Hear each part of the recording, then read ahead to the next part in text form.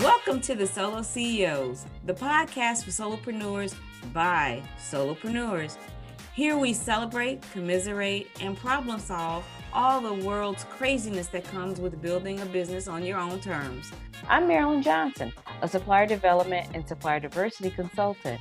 And I'm Tara Winston, executive coach and leadership consultant.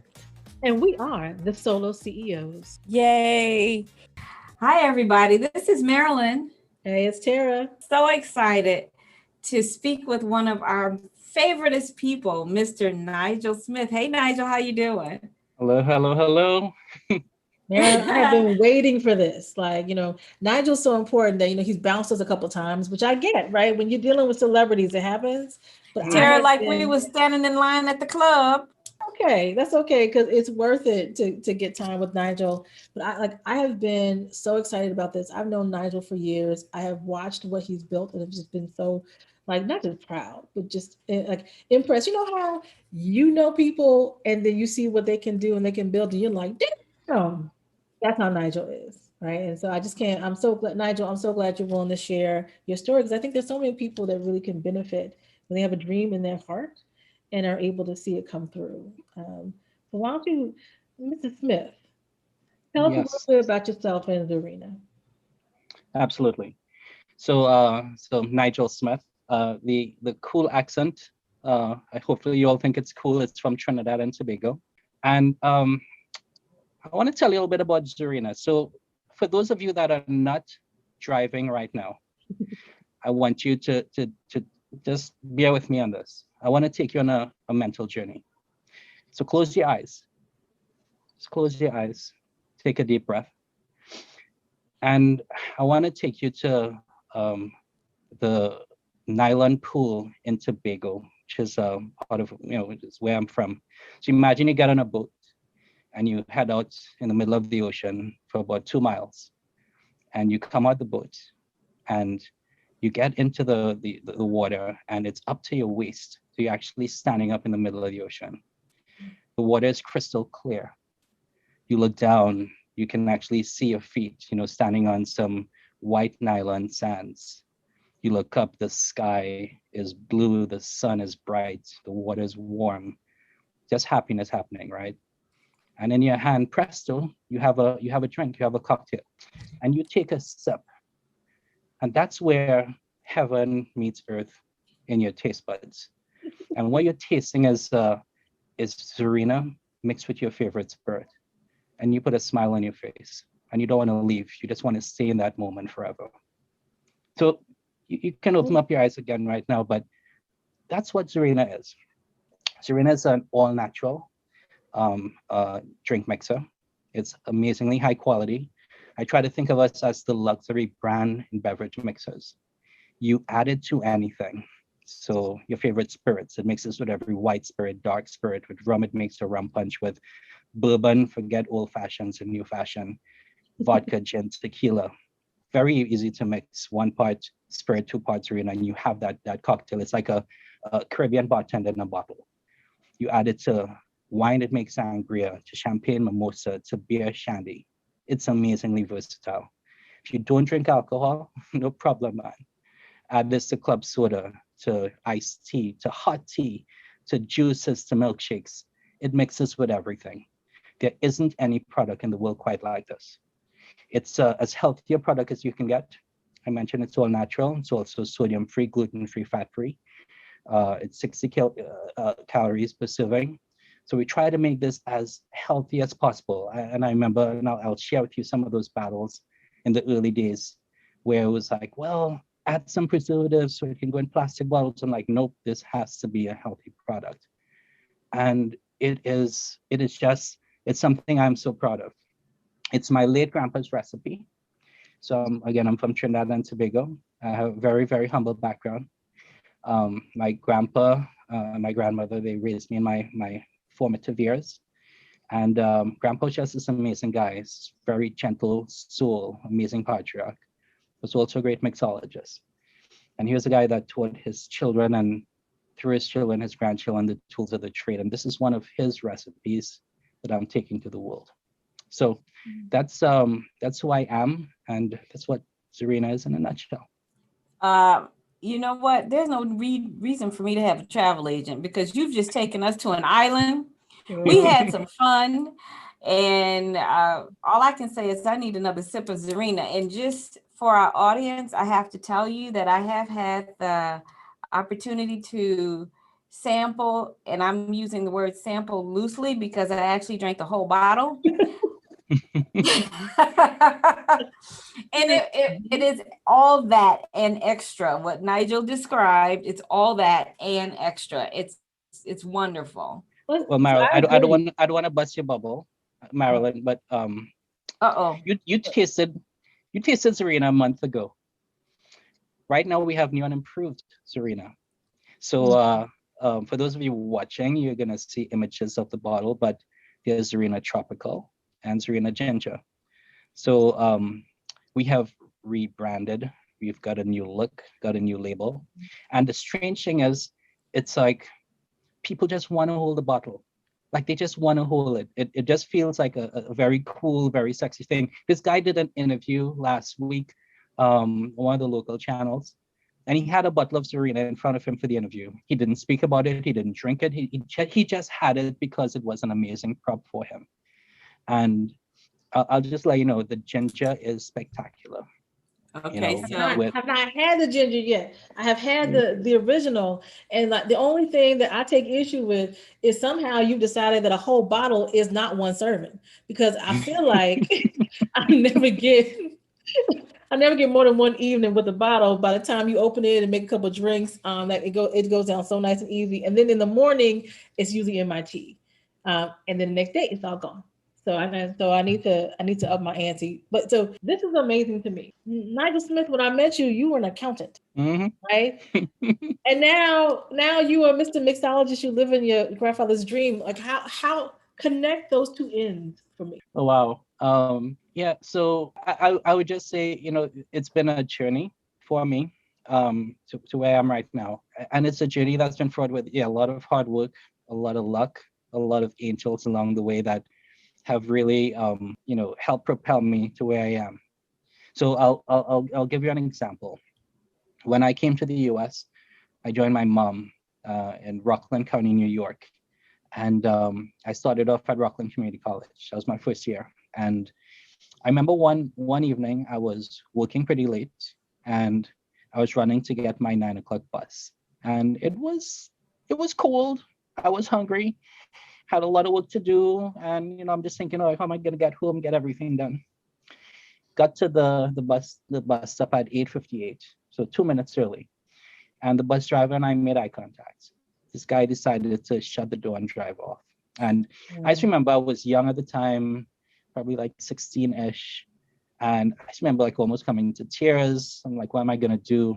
I look up and saw a sign, college recruiting fair 5 to 9. I'm like, well, I have nothing else to do. So I went to check it out.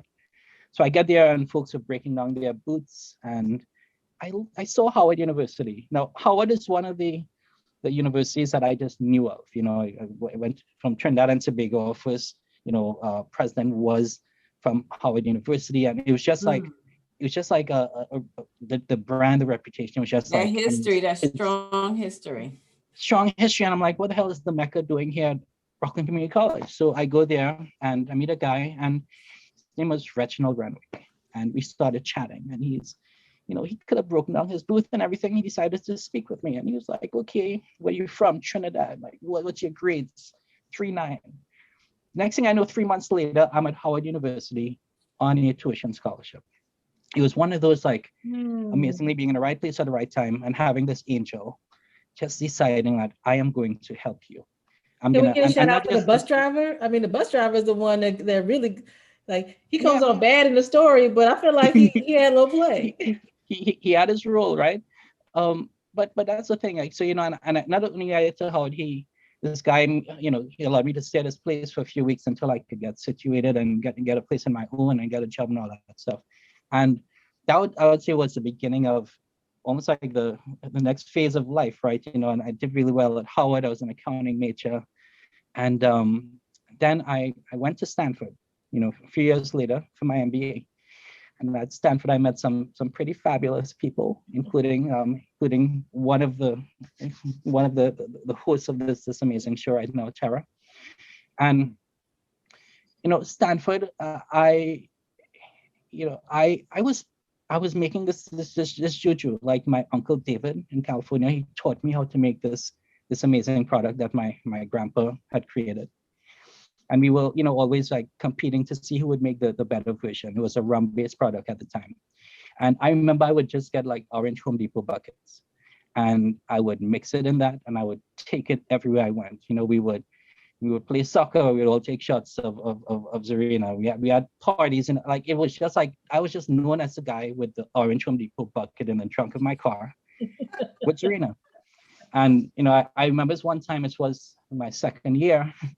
I was driving somewhere really fast and I guess the orange bucket like fell over in the trunk of my car. And like for the next year, like I was driving in fear because my entire car was smelling of rum. And it's like, if I ever get pulled over, I'm good as gone, right?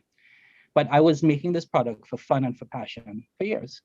I remember I went to McKinsey, creme de la creme consulting company. I was in LA, and I was like the only one who was from my class getting invited to partners' homes. So I had to step up my game and move from an orange Home Depot bucket to something a bit more sophisticated. But I was just that guy, making rum punch, right? And fast forward many years, I got jiggy with it.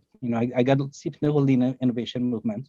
So fast forward many years, I got bottles, labels, and so I showed up to parties and just selling this, $18 a pop. And by day, I'm this big director. By night, I'm just showing up to parties, selling stuff from the trunk of my car. It was insane, right? But it was selling like wildfire. And then, one day I started experimenting. It was like, let me replace the rum with something else. I tried it with gin, with vodka, with tequila, and realized that it was this base, this magic base that was just making magic happen. So at the time, I, got my two daughters, and I decided to take their two names, Zuri, Swahili, beautiful, and Rena, Hebrew, joyful melody. So beautiful, joyful melody. And I put their names together and I created this name called Zurena. And, at that time I was working, so I had money. So I got these bars that lit up and other collateral. And I showed up at parties with this non-alcoholic base. And this is where I realized I was sitting on a gold mine.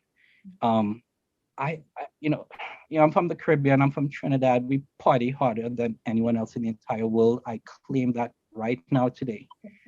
And all correspondences to Nigel Smith and Zurena. When my drink is the center of a Caribbean, Trinidadian soca fete, I'm like, oh my God. So people would come and it would be like, let me try this with rum, let me try it with vodka, let me try it with Campari, let me try it. It was like, so we know the golden rule of drinking, right? You don't mix your alcohol. You start with rum, you stick with rum, you start with vodka, you stick with vodka. You never try different things. But what I saw people coming to me and saying, let me try it with rum and vodka and champagne and Campari. And suddenly it was like Zurena became the center and the alcohol became almost like the chaser. And that's when I'm like, wow, there really is something magical here. So I was, on a path. I'm like, I'm just gonna start shaping this up, scaling this up. The next step for me from making this in my kitchen was finding a commercial kitchen. And I had a colleague who loved the product, and he knew someone who knew someone. Next thing I knew, I was connected to an actual manufacturer, a co-packer in Waterbury, Connecticut. And they're a co-packer that was startup friendly, but can also scale. They can do up to 20,000 units a day, and they were willing to work with me. So I literally took that leap from squeezing limes in my kitchen to actually getting a manufacturer to produce this product for me. And, it was late 2016. So we had our first manufactured run. And I would just say, that was just one of the proudest moments for me in my life. I don't know if I can tell you if I started off with like the business plan, this is how I'm going to make billions, whatever. I just knew I wanted to make this product, which I knew was innovative, which would honor my grandpa, which was named after my daughters.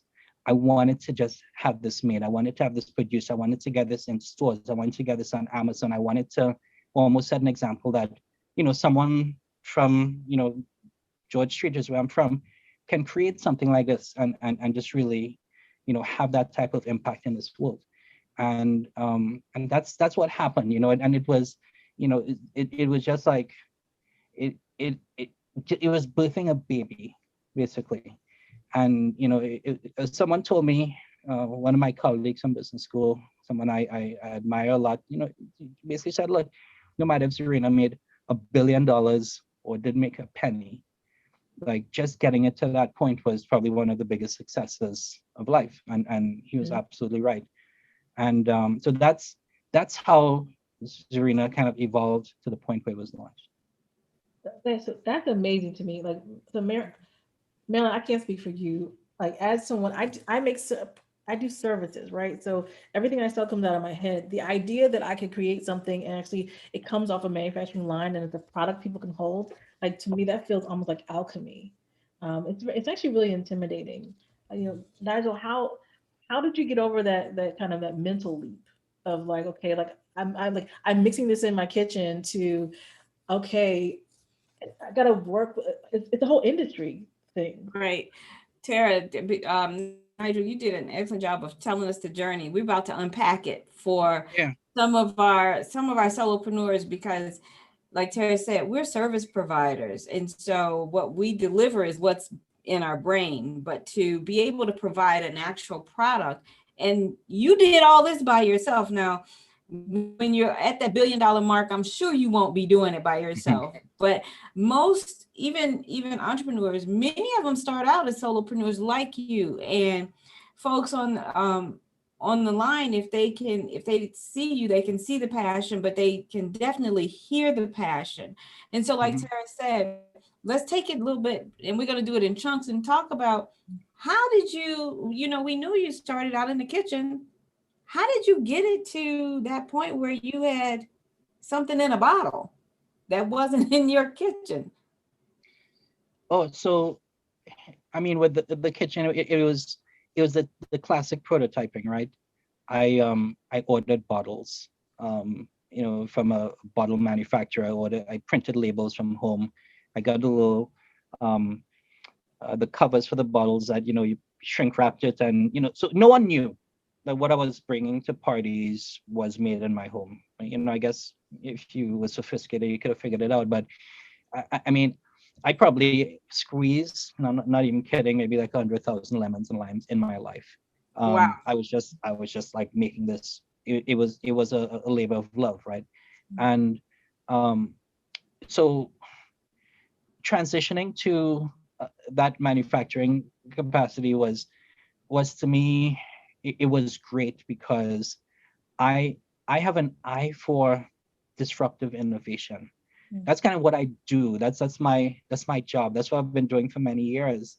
And I was suddenly so excited because I'm saying, oh my God, this drink that I've been making for fun and passion, when I took the alcohol out, suddenly it crossed that chasm into this amazing, disruptive, innovative product.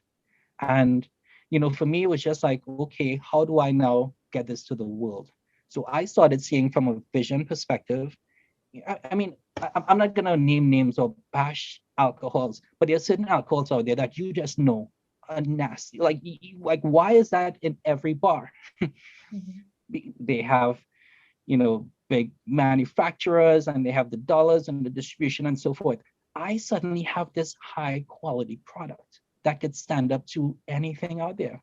And I've I remember doing some really ninja things, I would say, after my product was produced. Talk about the ninja now. We like the ninjas. Yeah.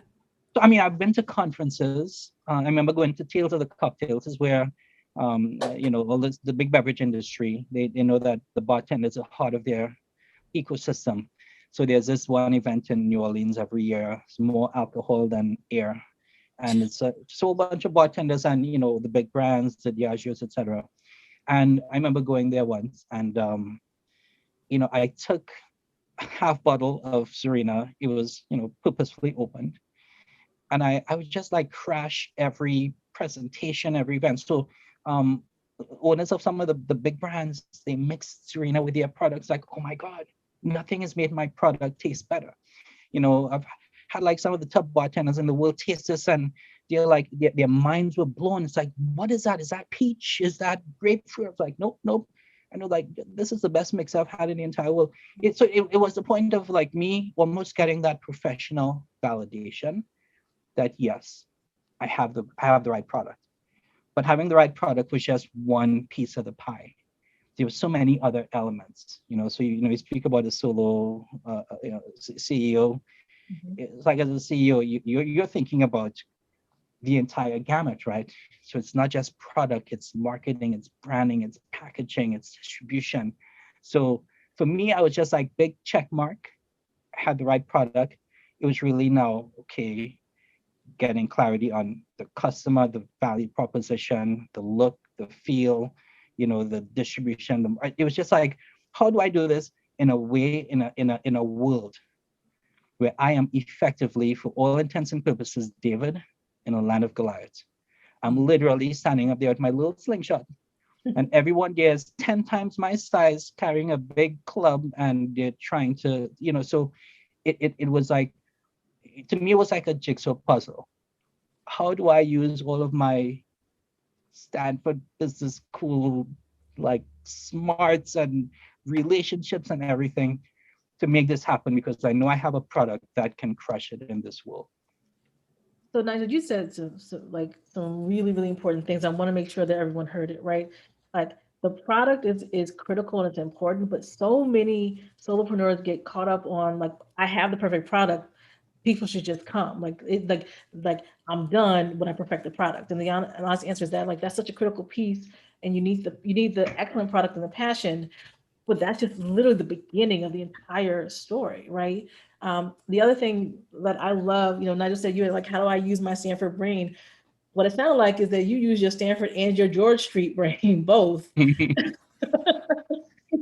And I There's think an element of fearlessness that goes with that, Tara. and that's that like the George Street is the fearlessness, right? It's how can I make a way when I am smaller? Like how can I take what I have and make it do what I needed to do? And and I think that's important. We're always about keeping it 100 and keeping it real on this, like for our solopreneurs. And there's a lot of people that sit out there and say like, "No, that's great. Nigel went to Stanford. I didn't go to Stanford. I didn't go to business school. I didn't do like we all have a list of things that we didn't do."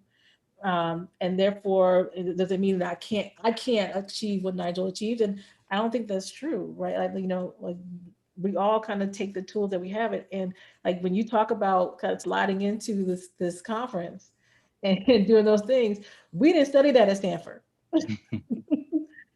We didn't, and my guess is that that was a big part of kind of what helped you get your measure of success, as much as some of the other knowledge. Um, you know, Something that you mentioned that was really helpful is using your contacts to help you get connected to co-packers and manufacturers and commercial kitchens. Um, I wouldn't know even what to ask for in an environment like that. The questions that you don't know you should ask. Right. How did you find that? How did you figure it out? Mm-hmm. So I'll say, I'm not a genius, and I didn't. There's a lot that I didn't know, and so let's put it like this, right? Someone told me that your passion sells. If I was getting in front of investors right now, they would probably invest because of the product and it looks cool and sexy and all that stuff. But they invest in people. They invest in like, okay, we see you, we hear you, the passion is jumping from your voice. We know your track record of success, and we know you're gonna make this happen. So I share that because I spoke to so many people without even knowing what to ask. But they hear me, they hear my passion, they hear what I'm doing. It was like, oh wow, yeah, I know somebody I can connect you with. And that's how these connections happen. So it's almost like, it's almost some leaps of faith. And I know there's a lot of folks out there that are, especially in the early days, they're concerned about IP and concerned about, well, someone's going to take my stuff and run with it. And sometimes you have to take that risk and know that if you don't share what you're doing, don't share what you're trying to achieve, don't share your vision, it may or may not happen, right? Mm-hmm.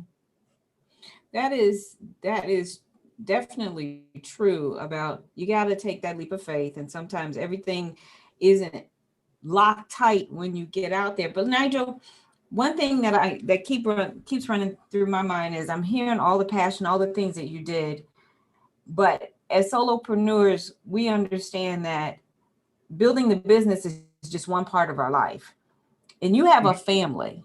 Mm-hmm. So how did you even sell this to your lovely wife that you were going to take this leap and go full force with Zurena? How did that, that conversation right there could be a whole show by itself probably, but I would just love to know, how did you approach it, and what was the response? And they just had an anniversary, so she's managed to stay. She stayed, yeah. 19 years. All right. So I would say a couple of things, right? I think a lot of the things that prevented me from kind of going all in full force, I won't say that they weren't valid fears, but I was like always thinking, oh my God, I'm not gonna have an income. What if I can't pay the mortgage? What if, why am I gonna be a selfish dad and kind of place, my kids' dreams away? And it was just like I thought about all the things that can go wrong.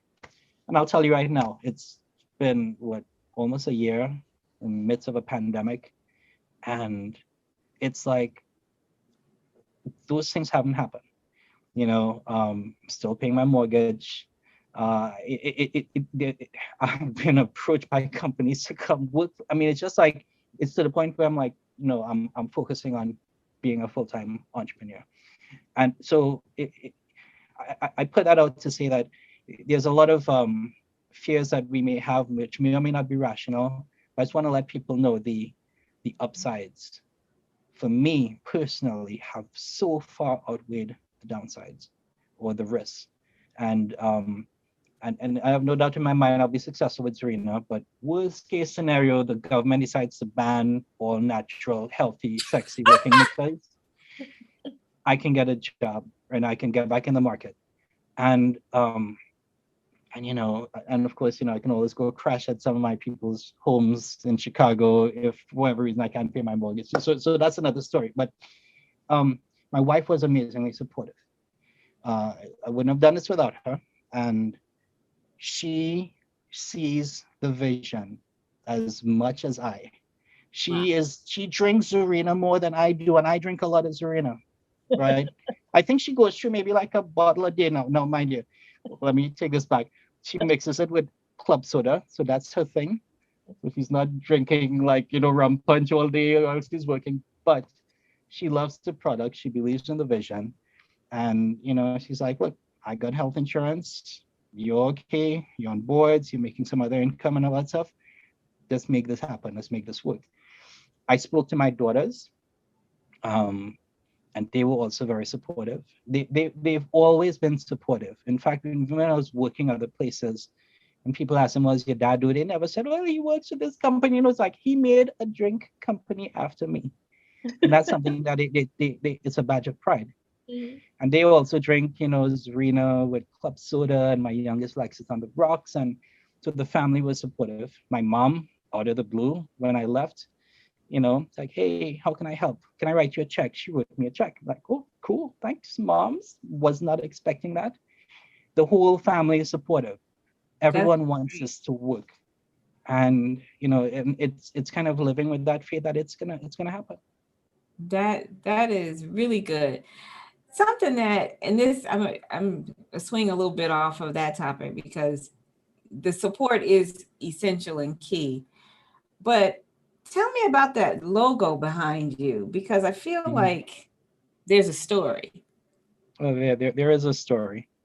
So for those of you listening, the Zurena logo has 4 cats, so like a small cat evolving into a lion, right?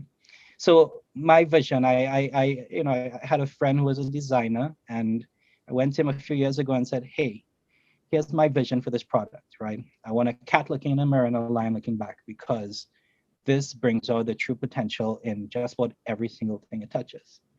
So he went to the drawing board, came back with 3 design options. And I came home. This was one of the 3. And I came home and my eldest at the time, Zuri, ran up to it all excited. She's like, oh, it's the family. It's me, Rena, mommy and daddy. And she points to the big lion and says, it's mommy. At that point, She was right, I'm sure. Yeah, right. the mouths of babes, right? So at that point, not only did I have a Zurena logo, but we got a family crest at the exact same time. And I tell my wife all the time, if God blesses us with any additional kids, boy or girl, he or she will be named trademark. Exactly where they'll go on the logo. Mm-hmm. Exactly. So the community that supports you is the logo that bears the image on the bottles. It is. It is. That is really cool. That's so beautiful. So let's talk about advice, because you've gone through a lot. Mm-hmm. What's the one piece of advice that you think anybody that's trying to get in your space, especially from the manufacturing side, what's the one piece of key advice you would like to share with them? Because I'm sure you have a ton of advice, but when you went through this, was there that one thing that you said, man, I wish I would have known this earlier or sooner? So a lot of, so I'm going to share a few things right here, because I feel like it's a lot of wisdom I can share. Please share. Mm-hmm. So first thing is this, right? Don't let the perfect be the enemy of the good, right? So I was doing Zurena, working full time, and here's the thing, right? I'm not even gonna. I love my full time job. I was running an innovation lab, and I was traveling the world, speaking at United Nations, Japan, and Brussels Forum, and basically being an entrepreneur within an organization, which was really, really cool stuff. And my whole thing was, I wanna continue pushing and building Zurena. I wanted to de-risk it as much as I possibly could. I wanted to kind of get the ball running. So I wanted to see like a certain level of sales and growth as much as I possibly could. And then it's like, that's going to be the time where I would make that leap of faith, right? And there's always a reason to continue to wait, continue to hold out. And I would say, like, I wish that I had made this leap years ago. It's almost, I would say, impossible to serve 2 masters, but it's really, really difficult. And it's wanting to devote your entire energy, your entire set of emotions, your networking, your relationships, like everything. If you had to do a SWOT of yourself, all of the strengths to literally apply that to your dream, your baby, and to make that happen. That's what I could have been doing for years, instead of just over the past few months.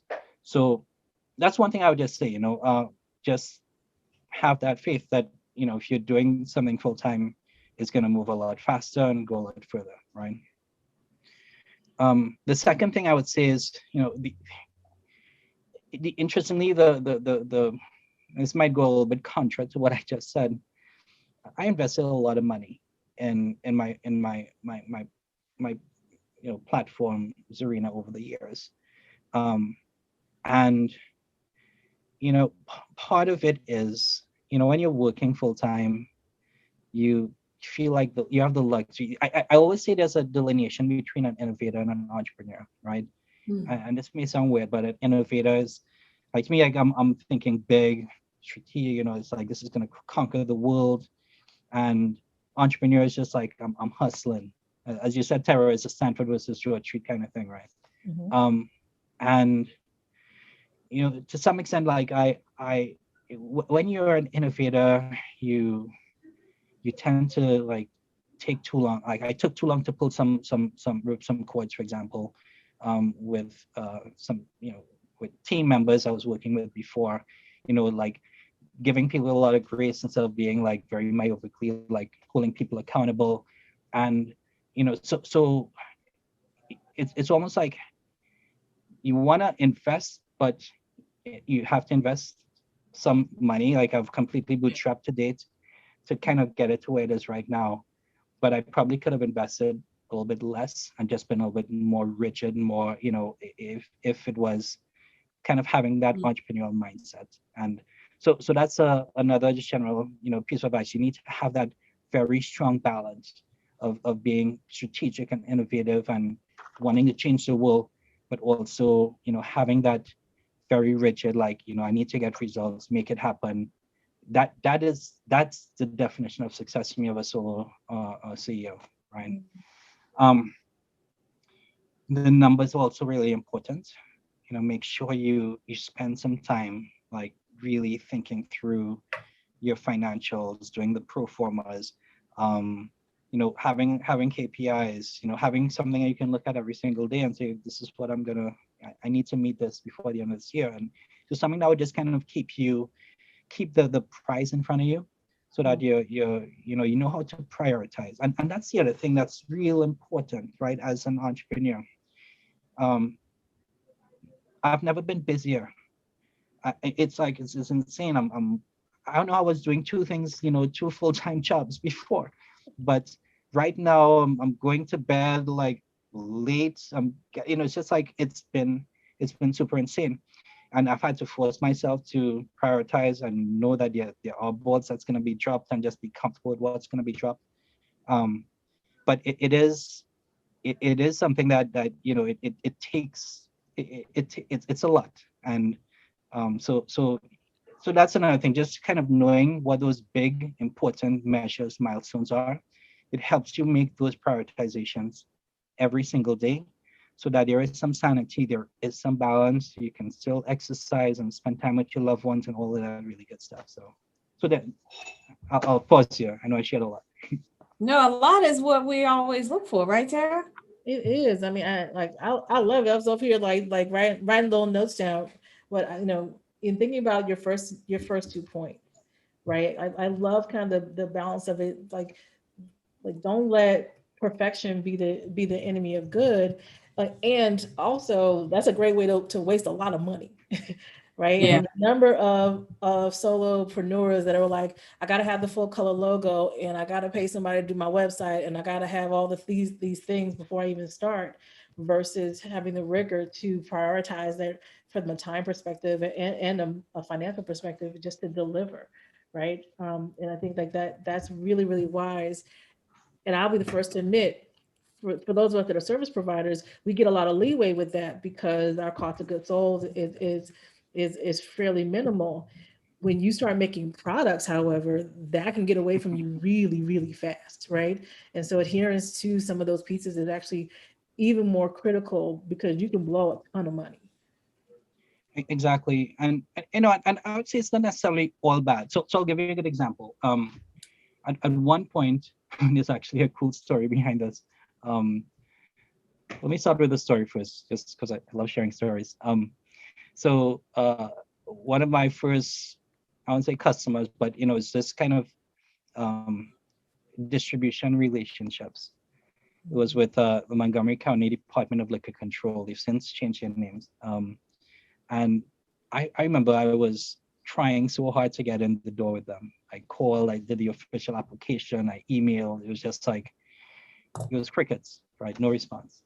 And I don't know if they, I think they just, I don't know if they necessarily work with small startups, emerging startups like me. So I remember heading up there. It was it was like the day or so before Thanksgiving, and I thought I would just give it a shot. So I got there, and security's like, just go upstairs. It's the second floor. I'm like, okay. So I go upstairs, and I swear I feel like I was in like one of those, like NBC sitcoms. I was like, I feel it was like a setup, because I got upstairs. There's no one there. The office is dead. Like I walk in and the lights started going on. I'm like, I should not be here, and So anyways, in the corner office, I see the name of the person who I know from my research was the decision maker. And I went and I put a nice bottle of Zurena on his desk with a nice little note, and I left. Got a call the next week, like, hey, got your bottle. It's amazing. The family loves it. You're in the system. Like, wow. So that was just one of those cool moments that could have gone south very easily.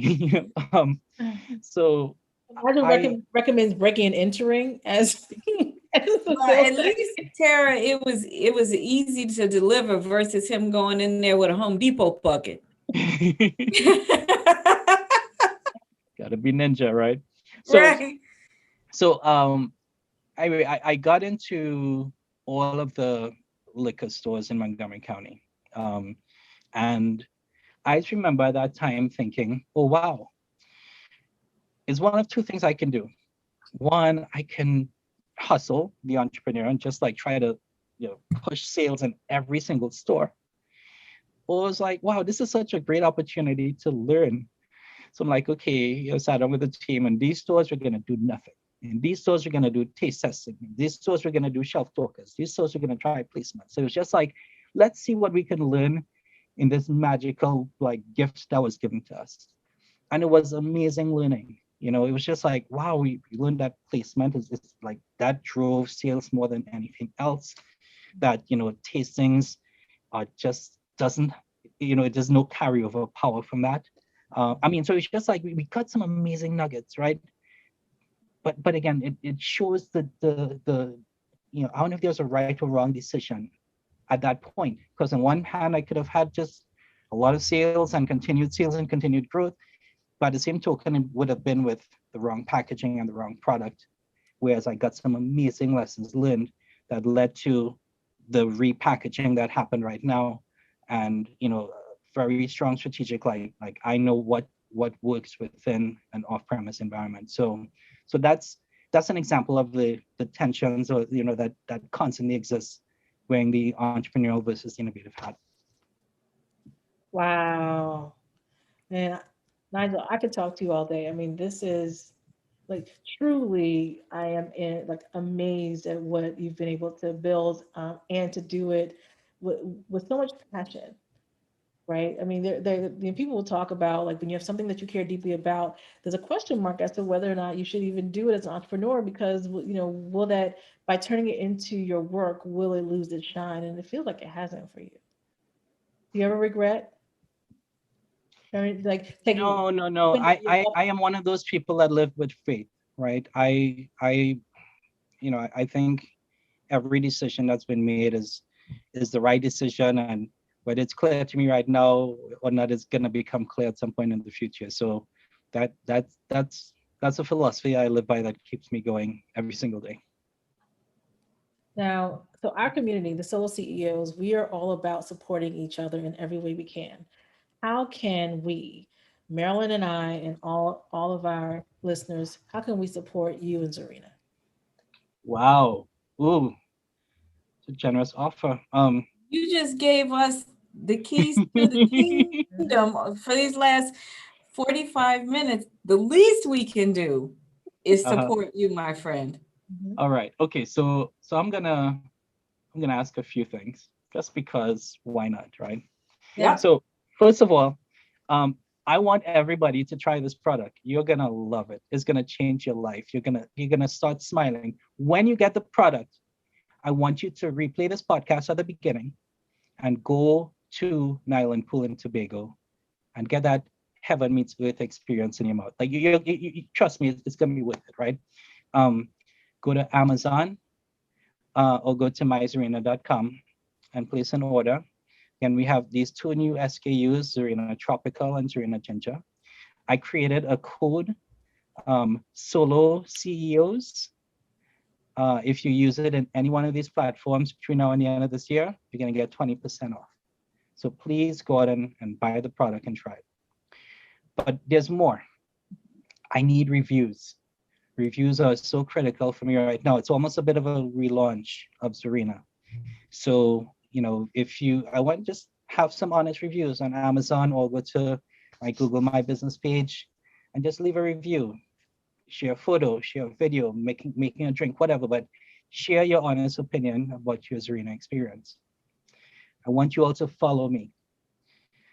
We are in all the social platforms, Instagram at MyZurena, on Twitter at MyZurena. We are on Facebook, on LinkedIn. We really want to build that community. And the great thing is that we're constantly sharing new recipes and new experiences that, it's something that you're going to enjoy forward. And then the last thing I'll just share is this, right? So we have this great product that is amazing for consumers, but this is also a really powerful product for businesses as well. So for example, if you own a restaurant or bar, there are many things that keep you up at night, especially now as you're emerging from COVID. And there's so many ways that Zurena brings some real tangible value to a restaurant owner or bar owner. So for example, it mixes with everything behind your bar. So happy hour, you don't have to think. You just grab something and you mix it with Zurena, you have a drink that you can sell. It mixes with your cheapest real products as well as your most expensive. So guess what? You can mix it with something and charge a higher price and make some important margins. You can't mess up a drink. 1 part rum, 2 parts Zurena, you got a rum punch. So it leads to that consistency, which is paramount to anyone's success. There are pre-batching efficiencies. You don't have to buy purees. You don't have to buy anything else. You just have Zurena and you mix it and you got it right there. If you have VIP customers and you want to give them something that's better and sexier and healthier than plain orange juice or sodas, guess what? You can give them a bottle of Zurena. You can churn anything behind your bar. I mean, I can go on and on. There are so many ways that Zurena brings strong, differentiated value to just about any on-premise environment. And we are, over the next couple of years, looking at the DC, Maryland, Virginia area, New York, Dallas. So if there's anyone in these areas that owns a restaurant or bar, please reach out. Would love to have a conversation and tell you how we can create some real tangible value for you. So Nigel, I have to say, in the words of my grandmother, anything worth having is worth asking for. So thank you for being real clear. And that's something that we as solopreneurs and business owners in general, we have to get comfortable with. Because if you aren't comfortable with it, it'll never happen. So folks, really quickly, what Nigel said was follow him, social media. Also, if you have a bar, get in contact with him. Restaurant. What? Say it again, Tara. Restaurant as well. Yeah, restaurant. Or if you own a soccer stadium or football arena, I will love you. Yeah. Yeah. Anywhere that serves on premise. Mm-hmm. Even catering companies. Exactly. Private chefs. The product is amazing, but all of that, please show Nigel some support. Actually, you're not showing Nigel some support. You're showing your customers you love them because the product is just great. It really is. Also, Nigel has been so generous to create a code for us. People, we didn't ask him to do this. Nigel, what's that code again? SoloCEOs. SoloCEOs, folks, 20% off. And his website is myzurena.com, correct? That's correct. You got it. And you can get it on Amazon and leave your reviews, people. Leave those reviews. Yes. I'm sure they all will be 5-star. Thank you. Tara, you want to wrap it up with My Work, My Way? Absolutely. Even when we play?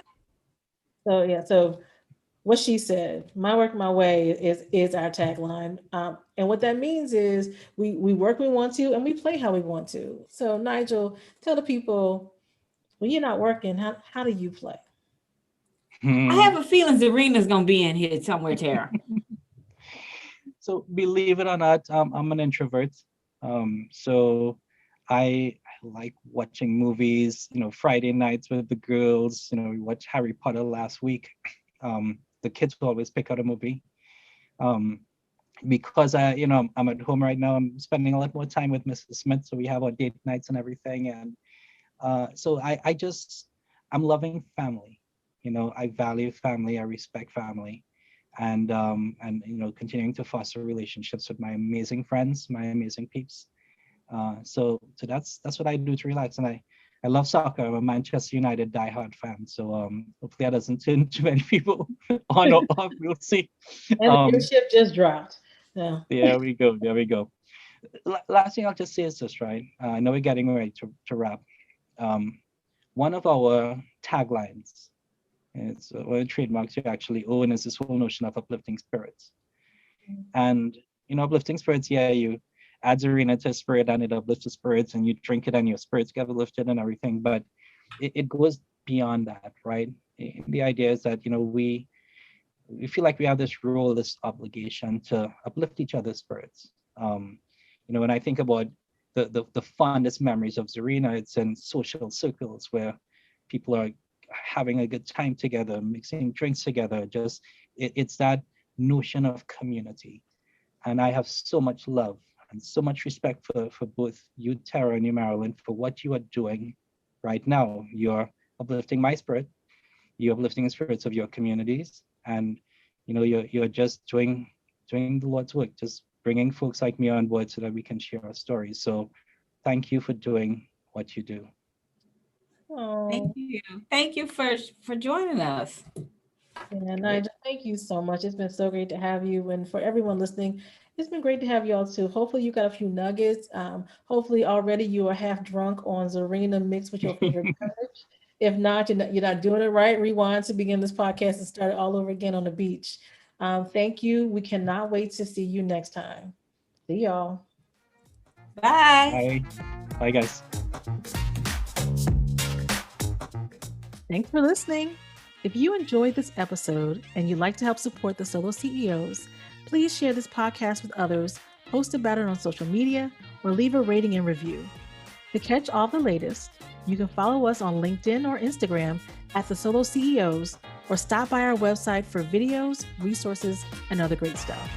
Thanks again, and we'll see you next time. Bye. Bye.